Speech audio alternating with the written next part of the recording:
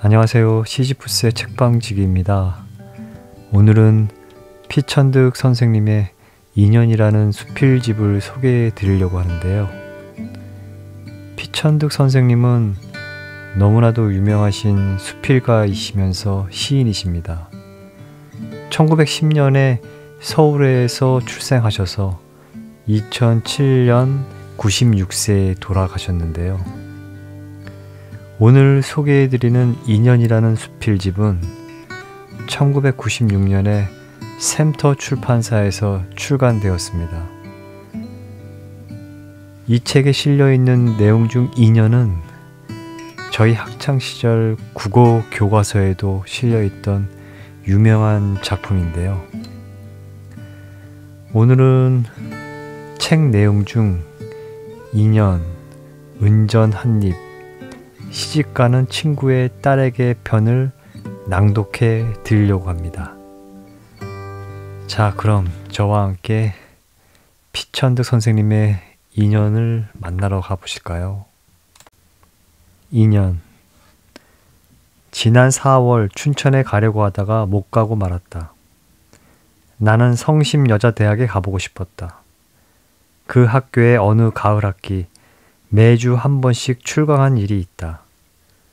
힘드는 출강을 한 학기 하게 된 것은 주수녀님과 김수녀님이 내 집에 오신 것에 대한 예의도 있었지만 나에게는 사연이 있었다. 수십 년 전 내가 17 되던 봄, 나는 처음 동경에 간 일이 있다. 어떤 분의 소개로 사회교육가 미우라 선생 댁에 유숙을 하게 되었다. 시박구 시로간에 있는 그 집에는 주인 네와 어린 딸 세 식구가 살고 있었다. 하녀도 서생도 없었다.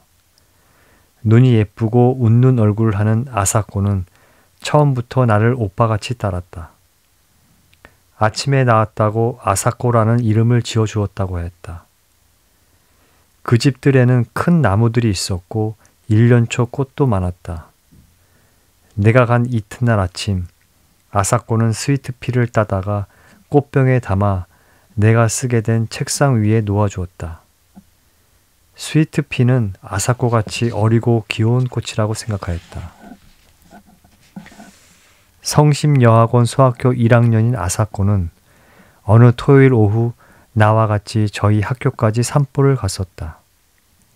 유치원부터 학부까지 있는 카톨릭 교육기관으로 유명한 이 여학원은 시내에 있으면서 큰 목장까지 가지고 있었다. 아사코는 자기 신발장을 열고 교실에서 신는 하얀 운동화를 보여주었다. 내가 동경을 떠나던 날 아침, 아사코는 내 목을 안고 내 뺨에 입을 맞추고 제가 쓰던 작은 손수건과 제가 끼던 작은 반지를 이별의 선물로 주었다. 옆에서 보고 있던 선생 부인은 웃으면서 한 10년 지나면 좋은 상대가 될 거예요 하였다. 나는 얼굴이 더워지는 것을 느꼈다. 나는 아사코에게 안델센의 동화책을 주었다. 그 후 10년이 지나고 3, 4년이 더 지났다. 그동안 나는 국민학교 1학년 같은 예쁜 여자아이를 보면 아사코 생각을 하였다.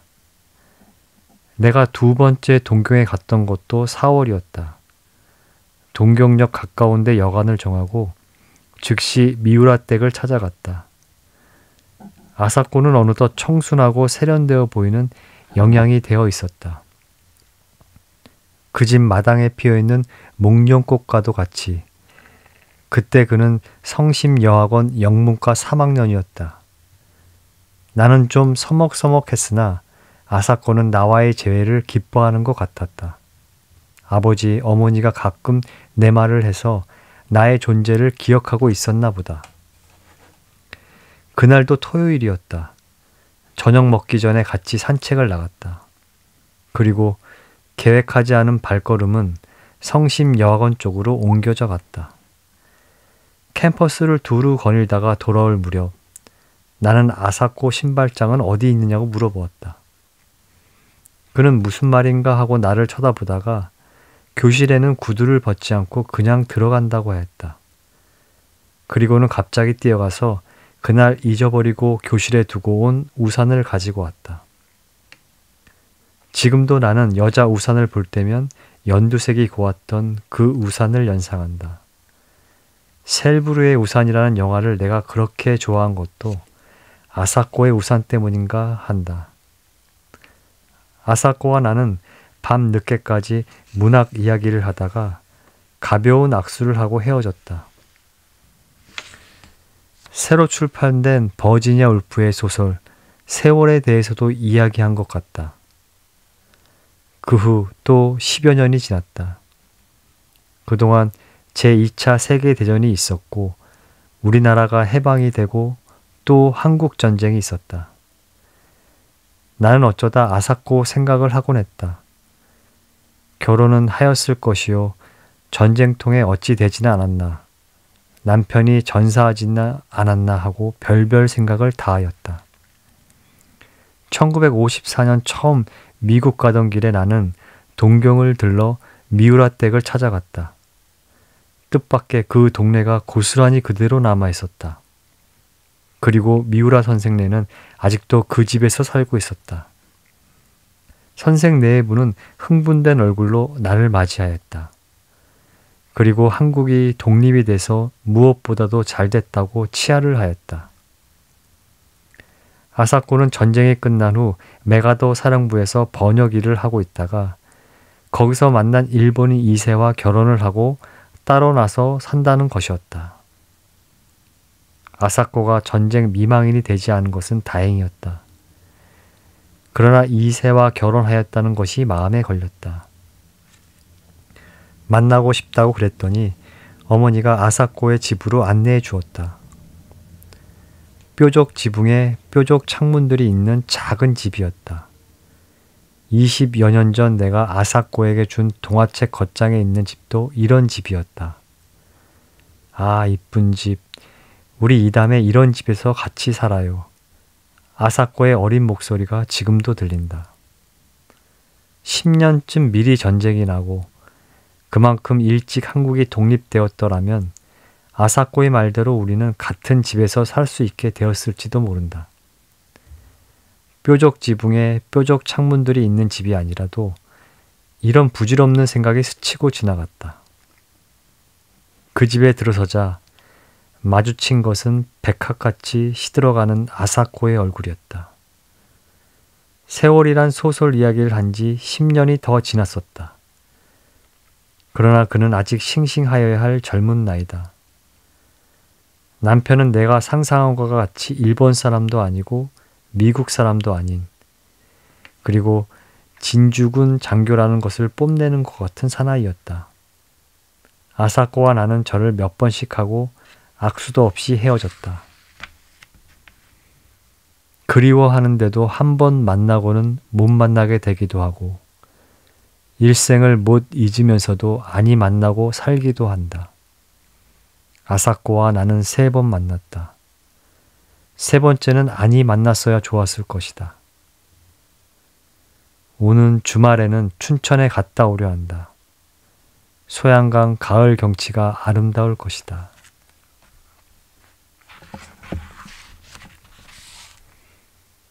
은전 한입. 예전 상해에서 본 일이다. 늙은 거지 하나가 전장에 가서 떨리는 손으로 1원짜리 은전 한 입을 내놓으면서 황송하지만 이 돈이 못 쓰는 것이나 아닌지 좀 보아주십시오 하고 그는 마치 선고를 기다리는 죄인과 같이 전장 사람의 입을 쳐다본다. 전장 주인은 거지를 물끄러미 내려다보다가 돈을 두들겨 보고 하오 하고 내어준다. 그는 하오라는 말에 기쁜 얼굴로 돈을 받아서 가슴 깊이 집어넣고 절을 몇 번이나 하면 간다. 그는 뒤를 자꾸 돌아보며 얼마를 가더니 또 다른 전장을 찾아 들어갔다. 품속에 손을 넣고 한참 꾸물거리다가 그 은전을 내어놓으며 이것이 정말 은으로 만든 돈이 오니까? 하고 묻는다. 전장 주인도 호기심 있는 눈으로 바라보더니 이 돈을 어디서 훔쳤어? 거지는 떨리는 목소리로 아닙니다. 아니에요. 그러면 길바닥에서 주웠다는 말이냐? 누가 그렇게 큰 돈을 빠뜨립니까? 떨어지면 소리는 안 나요. 어서 도로 주십시오. 거지는 손을 내밀었다. 전장 사람은 웃으면서 하오 하고 던져주었다. 그는 얼른 집어서 가슴에 품고 황망히 달아난다. 뒤를 흘끔흘끔 돌아다보며 얼마를 허덕이며 달아나니 벼랑간 우뚝 선다. 서서 그 은전이 빠지지나 않았나 만져보는 것이다. 거친 손가락이 누더기 위로 그 돈을 쥘 때 그는 다시 웃는다. 그리고 또 얼마를 걸어가다가 어떤 골목 으슥한 곳으로 찾아 들어가더니 벽돌 담 밑에 쪼그리고 앉아서 돈을 손바닥에 놓고 들여다보고 있었다. 그가 어떻게 열중해 있었는지 내가 가까이 선 줄도 모르는 모양이었다. 누가 그렇게 많이 도와줍디까? 하고 나는 물었다. 그리고 그는 내 말소리에 움찔하면서 손을 가슴에 숨겼다. 그리고는 떨리는 다리로 일어서서 달아나려고 했다. 염려 마십시오. 뺏어가지 않소. 하고 나는 그를 안심시키려 하였다. 한참 머뭇거리다가 그는 나를 쳐다보고 이야기를 하였다. 이것은 훔친 것이 아닙니다. 길에서 얻은 것도 아닙니다. 누가 저 같은 놈에게 1원짜리를 줍니까? 각전 한 입을 받아본 적이 없습니다. 동전 한 입 주시는 분도 100에 한 분 쉽지 않습니다. 나는 한 푼 한 푼 얻은 돈에서 몇 입씩 모았습니다. 이렇게 모은 돈 48입을 각전 립과 바꾸었습니다. 이러기를 6번을 하여 겨우 이 귀한 다양 한 푼을 갖게 되었습니다. 이 돈을 얻느라고 6달이 더 걸렸습니다. 그의 뺨에는 눈물이 흘렀다. 나는 왜 그렇게까지 애를 써서 그 돈을 만들었단 말이요? 그 돈으로 무얼 하려고? 하고 물었다. 그는 다시 머뭇거리다가 대답했다. 이 돈 1개가 갖고 싶었습니다.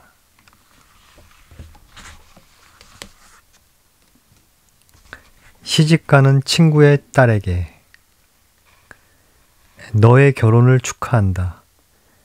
아름다운 사랑에서 시작된 결혼이기에 더욱 축하한다. 중매 결혼을 안이시키고 찬란한 기적이 나타날 때를 기다려온 너희 아버지에게 경의를 표한다. 예식장에 너를 데리고 들어가는 너희 아버지는 기쁘면서도 한편 가슴이 빈 것 같으시리라. 눈에는 눈물이 어리고 다리가 휘청거리시리라. 시집 보내는 것은 딸을 여인다고도 한다. 왜 여인다고 하는지 너희 아빠는 체험으로 알게 되시리라. 내가 살던 집은 예전 같지 않고 너와 함께 모든 젊음이 거기에서 사라지리라. 너희 아버지는 내 방에 들어가 너의 책, 너의 그림들, 너의 인형을 물끄러미 바라보시리라. 내가 쓰던 책상을 가만히 만져보시리라. 내 꽃병에 물을 갈아주시려고 파란 꽃병을 들고 나오시리라. 사돈집은 멀수록 좋다는 말이 있다. 친정집은 국그릇이 국이 식지 않는 거리에 있어야 좋다고 한다. 너는 시집살이 잠깐 하다 따로 나와 내 살림을 하게 된다니 너희 아버지 집 가까운 데서 살도록 하여라. 얼마 전에 나는 무심코 말실수를 한 일이 있다. 첫 나들이 나온 예전 제자가 시부모가 아니 계시다기에 거참 좋겠다고 하였다. 그 옆에는 그의 남편이 있었다. 다행히 웃고 있었다. 시부모님을 너무 어렵게 생각하지 마라. 너희 남편의 부모니 정성껏 받들면 된다.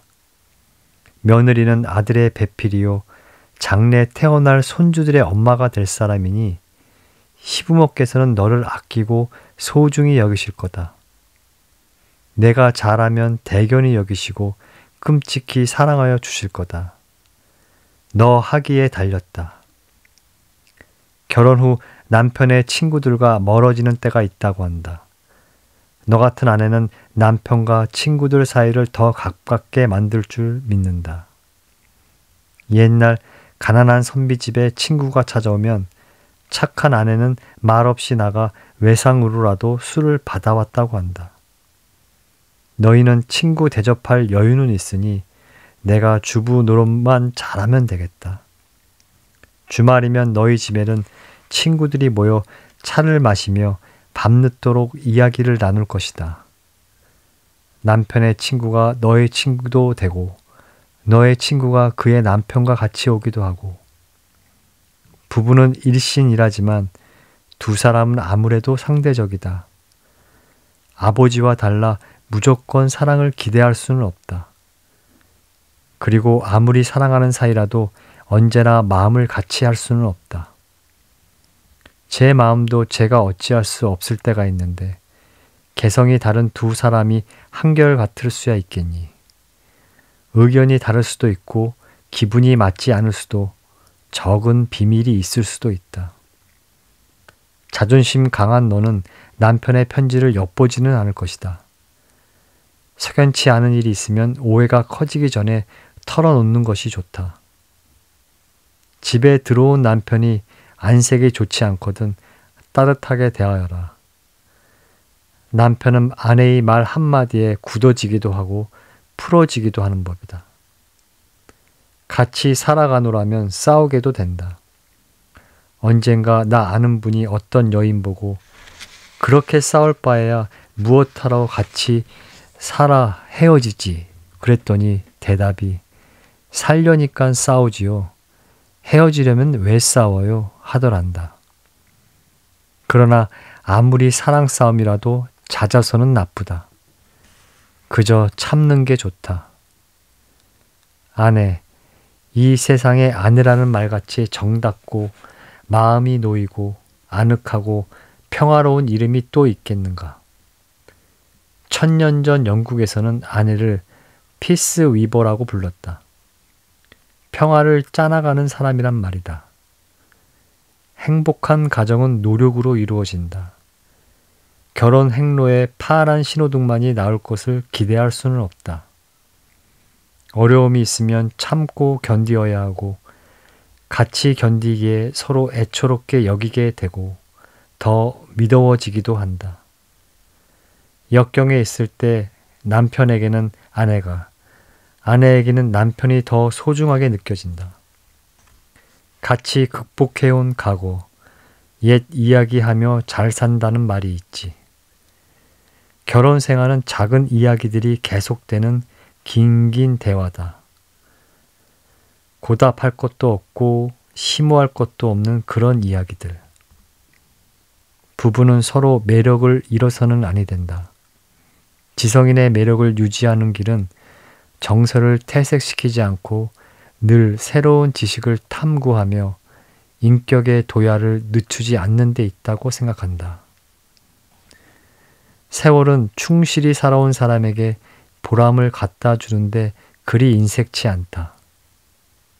너희 집에서는 6살 난 영희가 백설공주 이야기를 읽고 있을 것이다. 할아버지는 고고 애미 어려서와 꼭 같구나 그러시리라.